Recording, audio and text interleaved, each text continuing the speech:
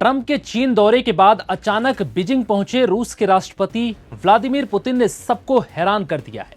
इस दौरान चीनी विदेश मंत्री वांग यी ने पूरी गर्मजोशी के साथ उनका स्वागत किया। पुतिन का ये दौरा अब अमेरिका की सबसे बड़ी टेंशन बन चुका है, क्योंकि ये सिर्फ कोई राजनीतिक दौरा नहीं बल्कि अमेरिका और पश्चिमी देशों के खिलाफ एक रणनीतिक दौरा माना जा रहा है। दोनों नेताओं की दोस्ती का अंदाजा तो आप इस बात से ही लगा सकते हैं कि दोनों नेता अब तक 40 से ज्यादा बार एक दूसरे से मुलाकात कर चुके हैं। दोनों नेताओं ने आधिकारिक तौर पर 2013 में शी जिनपिंग के पदभार संभालने के बाद से इतनी बार मुलाकातें की हैं। ये मुलाकात अब ऐसे वक्त पर हो रही है जब युद्ध, प्रतिबंधों और लगातार बिखरती जा रही वैश्विक व्यवस्था के बीच दोनों एक दूसरे के करीब आ रहे हैं।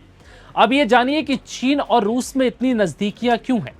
रूस और चीन के बीच पिछले एक दशक में नजदीकियां और तेजी से बढ़ी हैं। 2013 में अपने रिश्ते को नई ऊंचाई पर ले जाने से शुरू हुआ ये सफर 2022 में नो लिमिट्स पार्टनरशिप के ऐलान तक पहुंच चुका है। इसका मतलब ये है कि एक ऐसी साझेदारी है जिसकी कोई सीमा नहीं होगी।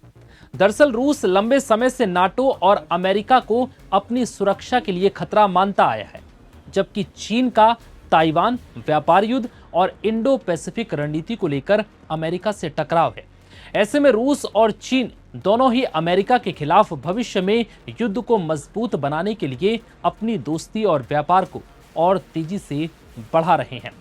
यूक्रेन से युद्ध के बाद पश्चिमी देशों ने रूस पर कई बड़े प्रतिबंध लगाए। तब चीन रूस के लिए सबसे बड़ा आर्थिक सहारा बनकर उभरा। इस दौरान चीन ने रूस से बहुत बड़ी मात्रा में तेल और गैस खरीदी, जिससे मॉस्को को बड़ी आर्थिक राहत मिली। दूसरी तरफ रूस ने भी चीन को सस्ता ऊर्जा स्रोत और सैन्य सहायता प्रदान कराया। चीन निकलने से पहले पुतिन ने क्या संदेश दिया था, अब ये भी जानिए।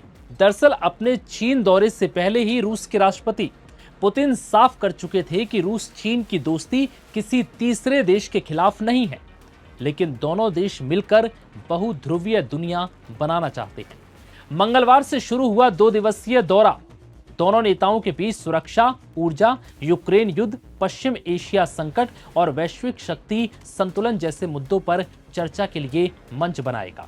हालांकि एक्सपर्ट्स का मानना है कि यह बयान दुनिया को संदेश देने जैसा है, खासकर अमेरिका को, कि अब दुनिया सिर्फ पश्चिमी ताकत के हिसाब से नहीं चलेगी। यही वजह है कि दोनों देश खुद को ताकतवर बनाने के लिए व्यापार और रक्षा सहयोग भी तेजी से बढ़ा रहे हैं। इसके साथ ही डॉलर पर निर्भरता कम करना, अपनी करेंसी में व्यापार बढ़ाना और संयुक्त सैन्य अभ्यास करने जैसे कदम दोनों देशों को और नजदीक ला रहे हैं। अब यह भी जान लीजिए कि कभी कट्टर दुश्मन अब दोस्त कैसे बन गए। दरअसल जिनपिंग और पुतिन की दोस्ती सिर्फ व्यक्तिगत रिश्तों तक सीमित नहीं है, बल्कि ये बदलती वैश्विक रणनीति का बड़ा संकेत है।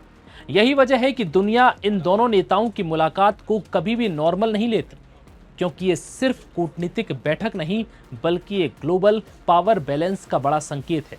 एक वक्त था जब चीन और रूस कट्टर दुश्मन हुआ करते थे।